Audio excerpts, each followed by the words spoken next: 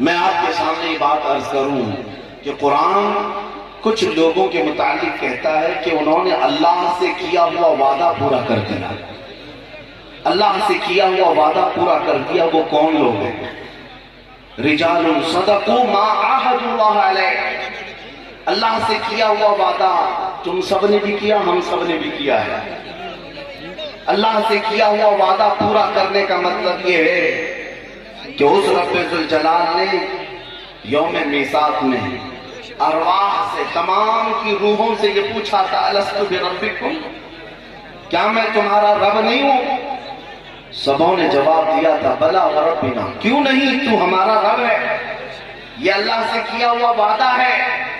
اور اس رب کی رضا کے ساتھ دنیا میں زندگی گزارا تو گویا کہ اس نے اپنے رب سے کیا ہوا وعدہ دنیا میں بھی پورا کیا. یہ چند ہی لوگ ہوتے ہیں، چند ہی لوگ ہوتے ہیں جو اللہ تعالیٰ سے کیا ہوا وعدہ دنیا میں بھی نبھا کر کے جاتے ہیں. میرے عزیزو، انہی اشخاص میں ہم نے حضور امانت اعلیٰ حضرت علامہ قاری امانت رسول صاحب قبلہ کی زندگی کو دیکھتے ہیں، جن کی زندگی کو میں نے جتنا محسوس کیا یا دیکھا، بس ایک پیر کی حیثیت سے نہیں دیکھا بلکہ ایک عاشق رسول کی حیثیت سے دیکھا.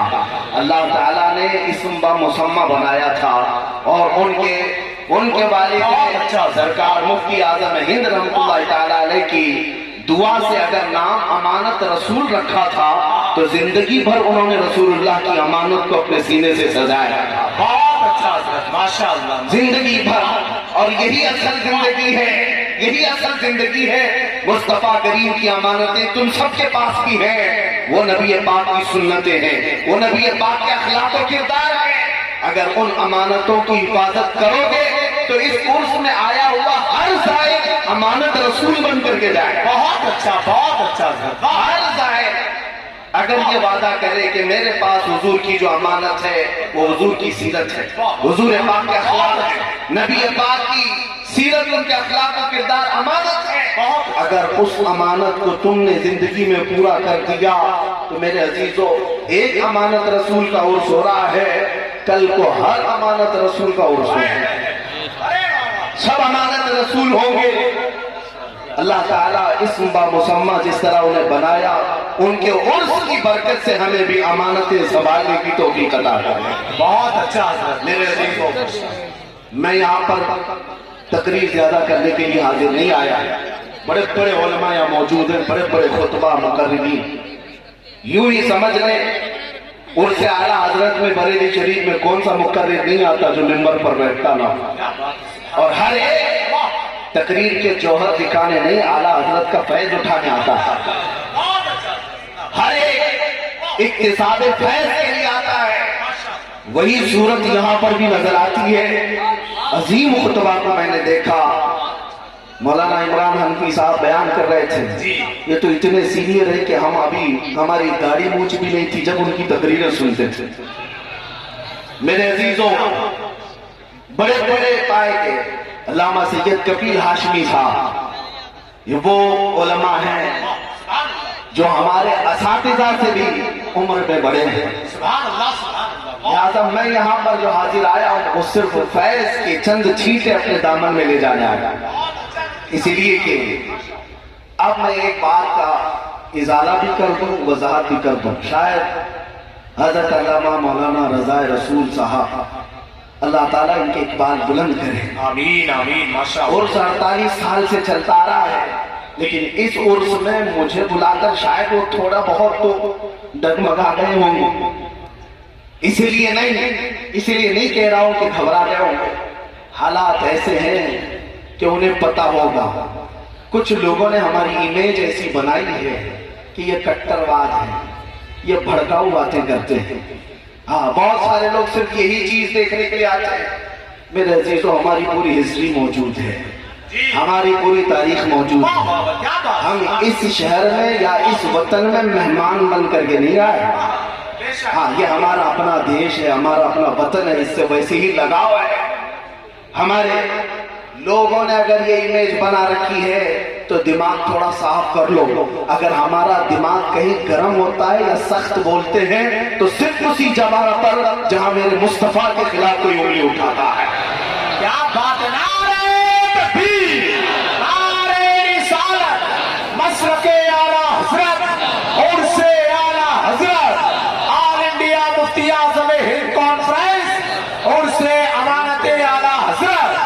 سبحان اللہ. باقی میں سب سے کہتا ہوں، گالی دینا ہے مجھے دے، کوسنا ہے مجھے کوسو، برا کہنا ہے مجھے کہو، انشاءاللہ العزیز صبر کر لے جاؤں گا. تمہارا جواب نہیں دوں گا. مجھے جتنی گالیاں دے سکتے ہو دے لو، لیکن قسم خدا کی اگر میرے مصطفیٰ کی طرف انگلی بھی اٹھایا تو جان اگر باقی ہے تو ہم جواب دے کر کے رہیں گے. اس لیے نہیں کہ صرف اور صرف یہ جذبات کی بات ہے، اس لیے کہ ہماری جان سے زیادہ بڑھ کر کے معاملہ ہے. دنیا کو یہ معلوم ہونا چاہیے کہ ہم اگر اس کائنات میں سب سے زیادہ کسی سے محبت کرتے ہیں تو وہ اللہ کے حبیب مصطفیٰ کریم کی ذات، حضور پاک کی ذات ہے، اور وہی ہمارے جذبات ہیں. اور اگر یہ بات بھی سن لیں، کوئی اگر یہ کہتا ہے نبی پاک صلی اللہ علیہ وسلم کی شان میں کوئی بھوکتا ہے تو بھوکنے دو، آپ کو کیا فرق پڑتا ہے؟ آپ کو کیا فرق پڑتا ہے؟ میں کہتا ہوں ہم اتنے بے غیرت نہیں ہوئے. تم تو اپنی بیوی کو چھیڑو تو اچھل جاتے ہو. ہاں، تم تو اپنی بہن اور ماں کے خلاف نہیں سننا چاہتے. ہمارا حال یہ ہے کہ کروڑوں ماؤں سے زیادہ ہم اپنے مصطفیٰ سے محبت کرتے ہیں. نبی پاک صلی اللہ علیہ وسلم سے محبت کی بات ہے، اس وجہ سے ہم کبھی جواب دینے میں سخت لہجہ استعمال کرتے ہیں، اس کے باوجود قانون کے دائرے میں رہ کر کے کرتے ہیں. یہ تو ہمارے اخلاق کی بات ہے جو اسلام نے ہمیں تمیز سکھائی ہے، جو اسلام نے ہمیں اخلاق سکھائے ہیں، اس دائرے میں رہ کر کے بات کرتے ہیں. اور انشاءاللہ العزیز بوٹیاں 1000 کر لو لیکن ہر ٹکڑا میرے مصطفیٰ کی حفاظت، ان کی عزت کی حفاظت کے لیے رہے گا، بہت اچھا حضرت، ان کے ناموز کی حفاظت کے لیے رہے گا انشاءاللہ. سبحان اللہ. زندہ باد، زندہ باد. بہت اچھا.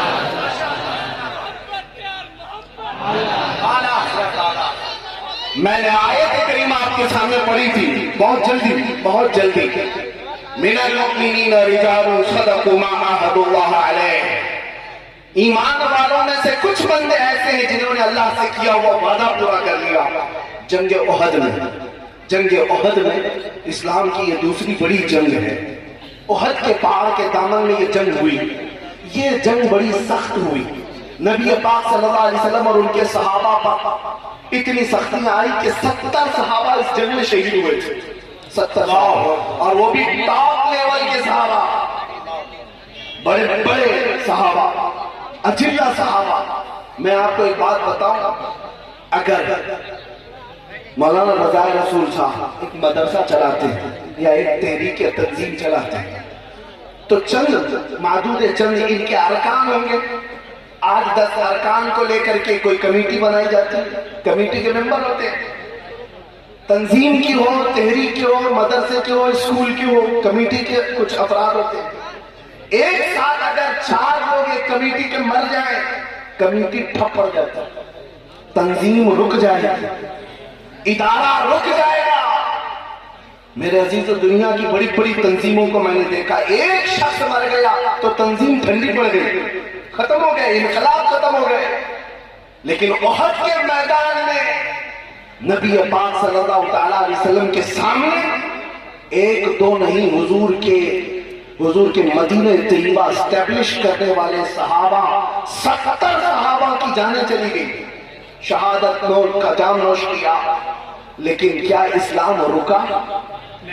اسلام رکا؟ اسلام کا مشن ٹھنڈا پڑا.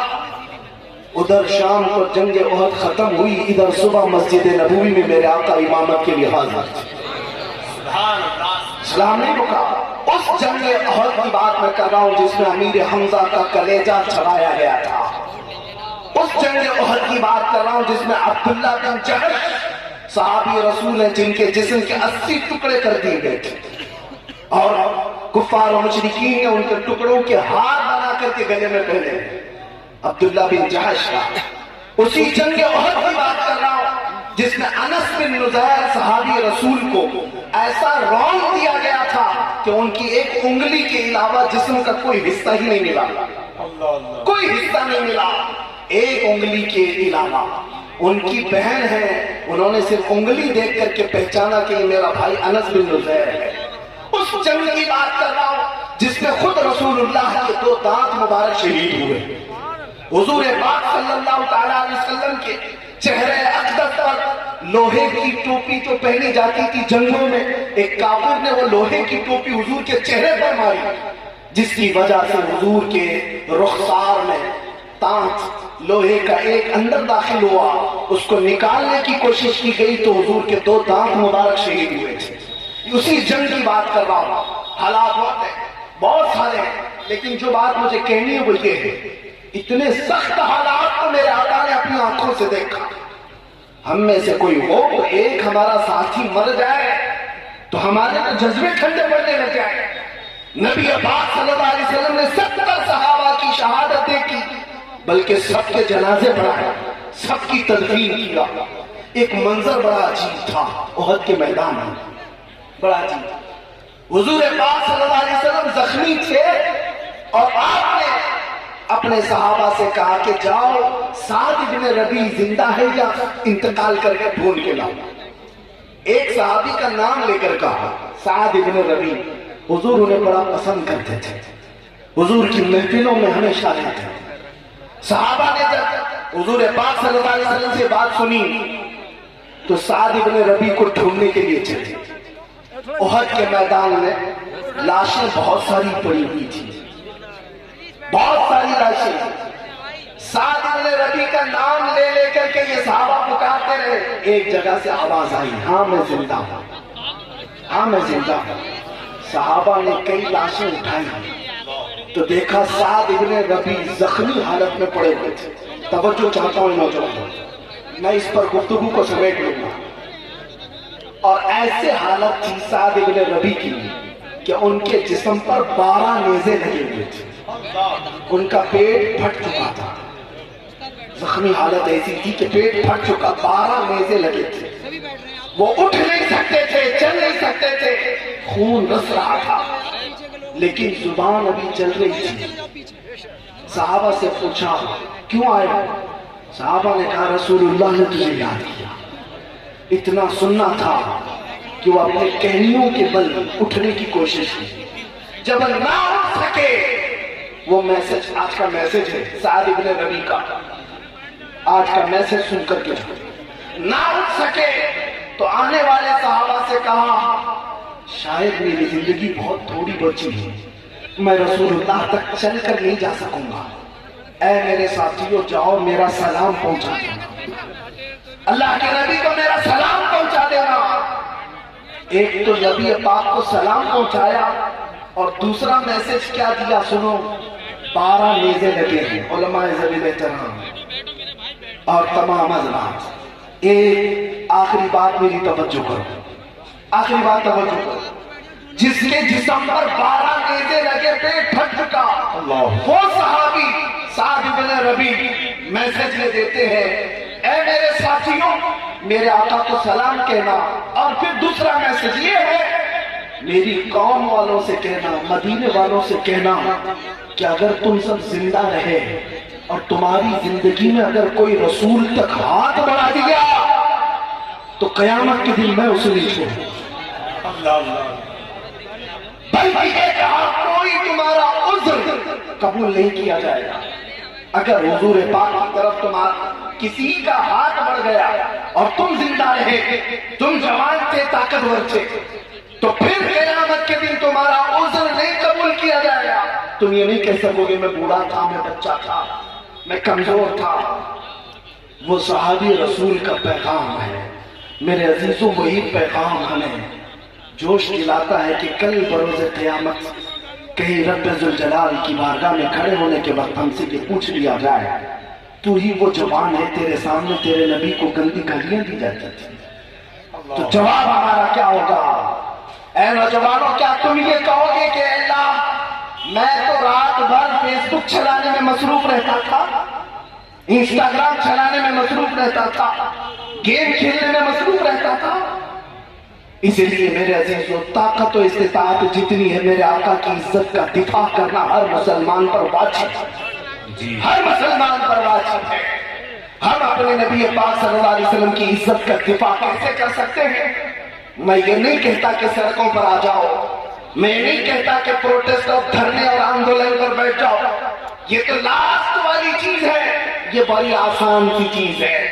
میں یہ کہتا ہوں اگر نبی پاک کی عزت کی اتنی زیادہ فکر ہے تو عہد کر رہے نوجوانوں کو کہ دنیا میرے مصطفیٰ کی طرف انگلی اٹھاتی ہے، میں قسم کھا کر کے کہتا ہوں اب جیوں گا تو مصطفیٰ کے طریقے پر جیوں گا۔ واہ واہ، سبحان اللہ سبحان اللہ، بہت اچھا حضرت، حضور کے اخلاق پر جیوں گا۔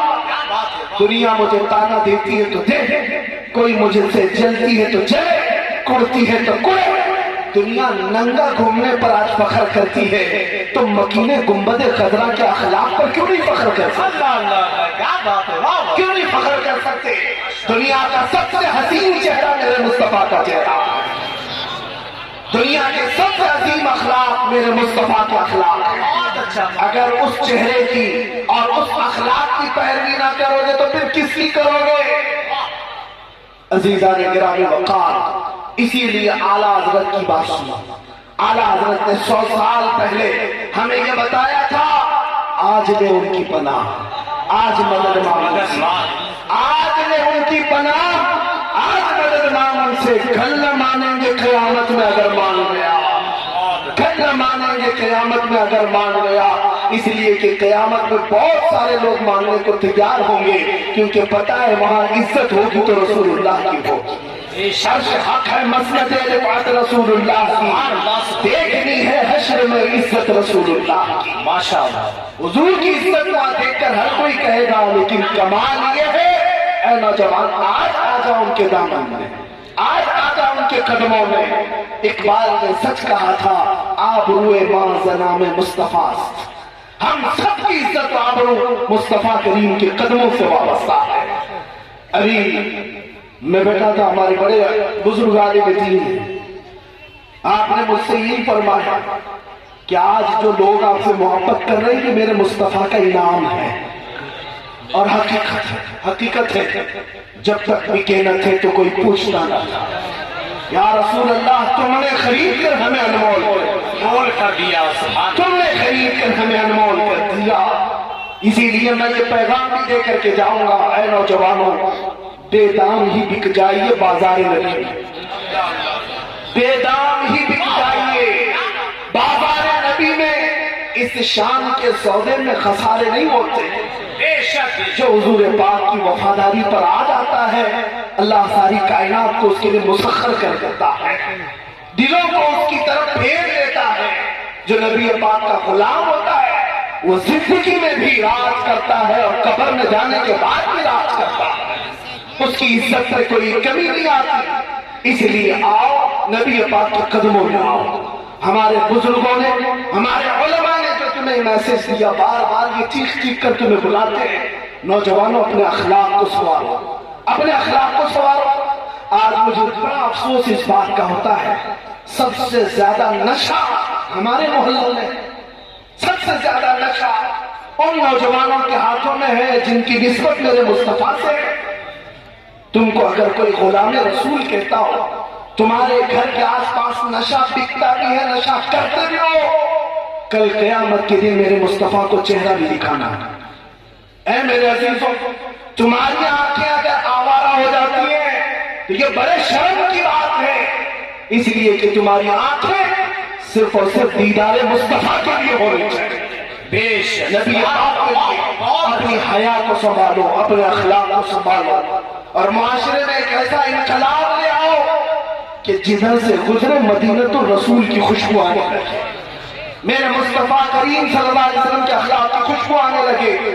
بس میں اسی پر گفتگو کو سمیٹتا ہوں، ختم کرتا ہوں، لیکن اس عہد کے ساتھ آج حضرت علامہ مولانا قاری امانت رسول صاحب کے اس عرس میں، جس کو برسوں سے عرس اعلیٰ حضرت کے طور پر منایا جا رہا ہے، اور حضرت کی وصیت کے مطابق ان کا عرس بھی اسی عرس میں ضم کر دیا گیا ہے۔ اللہ کرے کہ یہ عرس ہمیشہ پیغام دیتا رہے اور اتحاد اہل سنت کا یہ مرکز بنا رہے۔ ایک خاص بات جو محسوس کیا اور مولانا رضا رسول صاحب کی بھی خواہشات کو میں نے جو سنا، الحمدللہ بڑی خوشی ہوئی۔ میں قاری صاحب قبلہ رحمت اللہ تعالیٰ علیہ کو بھی دیکھتا تھا کہ وہ جب تک زندہ تھے ظاہری حیات میں ہمیشہ اہل سنت و جماعت کو جوڑنے کی کوشش کرتے رہے۔ علماء مشائخ سادات سب سے ان کے رابطے تھے۔ یہ وہ بندہ کرتا ہے جس کو اپنے گھر سے محبت ہوتی، ایک بات سمجھ کر کے چلی، اور جس کو اپنے گھر سے محبت نہیں ہوتی وہ اپنے گھر کے دروازے توڑتا رہتا ہے، اپنے گھر کی کھڑکیاں توڑتا ہے، اپنے گھر کے دروازے توڑتا ہے۔ جس کو اپنے گھر سے محبت ہوتی ہے وہ ہر ایک کو جوڑ کر رکھتا ہے۔ اسی لیے حضرت علامہ قاری امانت رسول صاحب کو دین اسلام سے مسلک اعلیٰ حضرت سے ہر درجے پیار تھا۔ اسی لیے جو اعلیٰ حضرت کا نام لیتا تھا اس کو اپنے ساتھ جوڑ کر رکھتے تھے۔ اللہ کریم اس اتحاد کو ہمیشہ قائم رکھے، سدا سلامت رکھے۔ مولا کریم ہم سب کو حضور پاک کے قدموں کی، ان کی عزت کی حفاظت کرتے کرتے آخری سانس لینے کی توفیق عطا فرمائے۔ آج کے ان حالات پر یہ میری گفتگو کا اختتام ہے۔ آج کے ان حالات پر جو لوگ ہم سے سوال کرتے ہیں، حالات بگڑے ہوئے ہیں، بڑے تماشے ہو رہے ہیں، روز بروز ہمارے خلاف نہ جانے کیا کیا معاملات ہو رہے ہیں، ہماری مسجدیں کیا ہوں گی، ہماری خانقاہیں کیا ہوں گی، ہمارا قرآن کیسے بچے گا، ہمارا اسلام کیسے بچے گا، علماء کا کیا ہوگا، مدرسوں کا کیا ہوگا، سارے سوالات ایک جگہ، سب کا حل ایک ہے، سب کا حل ایک ہے، جس کو اقبال نے کہا تھا کہ محمد سے وفا کو، کہ محمد سے وفا کو نے تو ہم تیرے ہیں، یہ جہاں چیز ہے کیا لوح و قلم تیرے ہیں۔ کچھ اور کرنے کی ضرورت نہیں ہے نوجوانوں، بس اتنا کرو قوت عشق سے ہر دست کو بالا کر دو، دہر میں نام محمد سے اجالا کر دو۔